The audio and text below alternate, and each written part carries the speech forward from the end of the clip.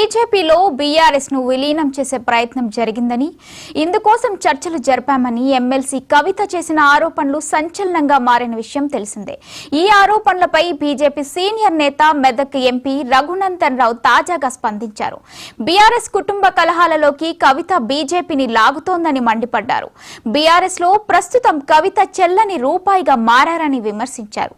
ఆ పార్టీలో కేసీఆర్ కుటుంబంలో జరుగుతున్న అంతర్గత గొడవలలోకి కవిత బీజేపీని లాగుతుందని ఆరోపించారు. బీఆర్ఎస్ తో పొత్తు పెట్టుకోవాల్సిన అవసరం బీజేపీకి ఎంత మాత్రం లేదని ఆయన స్పష్టం చేశారు. బీజేపీ అధిష్టానం కానీ రాష్ట్ర నాయకత్వం కానీ ఏ దిశగా ఎలాంటి చర్చలు జరపలేదని రఘునందన్ రావు తేల్చి చెప్పారు. ఎమ్మెల్సీ కవిత చేసిన ఆరోపణలపై స్పందిస్తూ బీఆర్ఎస్ లో తనపై తప్పుడు ప్రచారం చేస్తున్నారని, సోషల్ మీడియాలో తన వ్యక్తిత్వ హననం జరుగుతోందని కవిత ఆరోపించిందని గుర్తు చేశారు. ఈ ఆరోపణలపై తెలంగాణ ప్రభుత్వం, ముఖ్యమంత్రి రేవంత్ రెడ్డి స్పందించాలని డిమాండ్ చేశారు.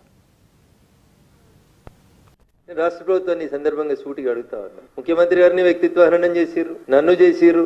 ఆఖరికి ఆ ఇంట్లోకి వచ్చిన ఆడబిడ్డ అని చెప్పుకున్నామే, నిన్న ఆమె చెప్పింది వేరే దేశాలలో పెట్టి వ్యక్తిత్వ హననం చేస్తా ఉన్నారు, పెయిడ్ బ్యాచ్ల్ని నడిపిస్తున్నారని. కవిత ఎవరిని ఉద్దేశించి పెయిడ్ ఆర్టిస్టులను పెట్టిర్రు, పెయిడ్ బ్యాచ్లు పెట్టి నడిపిస్తున్నారని చెప్తుందో రేవంత్ రెడ్డి గారికి, రాష్ట్ర ముఖ్యమంత్రి గారికి తెలిసే ఉంటుంది. ఆ పెయిడ్ బ్యాచ్ అందరినీ కూడా వెంటనే కేసులు పెట్టి రిమాండ్ చేయాలని నేను కూడా డిమాండ్ చేస్తాను. ఎందుకంటే వ్యక్తుల వ్యక్తిత్వాన్ని హననం చేసేటువంటి అధికారం ఆర్టికల్ 19 మీకు ఇయ్యలేదు. ఫ్రీడమ్ ఆఫ్ స్పీచ్, స్వేచ్ఛ మీకు ఉందని చెప్పి మీరు ఎవరి మీద పడితే వాళ్ళ మీద ఏది పడితే అది రాసే అధికారం ఎవరికీ లేదు. సో ఆ అంశం లోపల కవితకి ఇలా కడుపును వచ్చినట్టు కనబడుతుంది. కానీ మీరు అధికారంలో ఉన్నప్పుడు డ్రోన్లు ఎగిరేసిరని కొంతమంది రిమాండ్ చేసిరు, తప్పుడు కేసులు పెట్టిరు, రకరకాలైనటువంటి అవస్థలు పెట్టిరు. ఇలా నీ దాకా వస్తే చెల్లెకి కడుపును వస్తావు. అయినా ఈ పంచాయతీ ఈ రాష్ట్రంలో టీఆర్ఎస్ లేదు అని చెప్పడానికి నేను చేస్తున్నటువంటి ప్రయత్నం. టీఆర్ఎస్ ఏడుంది రాష్ట్రంలో? టీఆర్ఎస్ ను వద్దని వాళ్ళ నాయననే ముంచేసి బీఆర్ఎస్ చేసేసి, ఆ బీఆర్ఎస్ ను వద్దనుకొని ప్రజలు బీఆర్ఎస్ ఇచ్చారు. ఇలా టీఆర్ఎస్, బీఆర్ఎస్, కవిత, కేటీఆర్, కేసీఆర్ అనేది చెల్లని రూపాయలుగా మారిపోయినాయి తెలంగాణ సమాజంలో. 2001 కేసీఆర్ తెలంగాణ ఉద్యమాన్ని ప్రారంభించినప్పుడు